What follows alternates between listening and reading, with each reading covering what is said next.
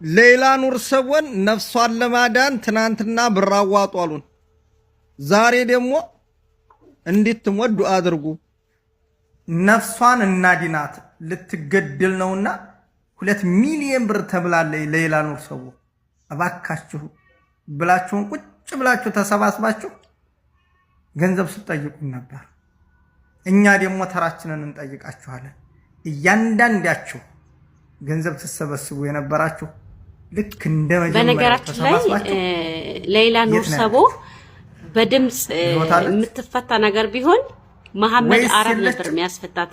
ይሄ ልጅን አወቃችሁ ታዲያ ከመቶ ጊዜ በላይ አይሆንም ስለ ሌላ ቪዲዮ የሚሰራ በቃ እንደ ቁራ ነው የሚጮኸው በሷ ጉዳይ። ግነቱ ሁሌ የዋህነቱ ያስገርመኛል። የት ሀገር ልጅ ነው? የት አካባቢ ልጅ ነው? ስለሷ ነገሩ ምን አይነት ልብ ነው ያለው?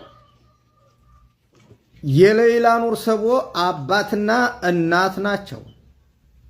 በቃ የሱ እህት እስኪመስል ድረስ ሌላ ብሎ ሲጮ ደግሞ የሚያወራቸው ነገሮች ሁሉ ትክክል ናቸው። አቦ እድሜህን እንድዘም እሷ ካልተፈታቸው ዲ ከ60 ሚሊዮን ብር ተቀንሶ ላንተ ነበር መስጠት። የእውነት ጥሩ ትዳር ጥሩ ሚስት ይስጥ አለህ እንደ ሚስት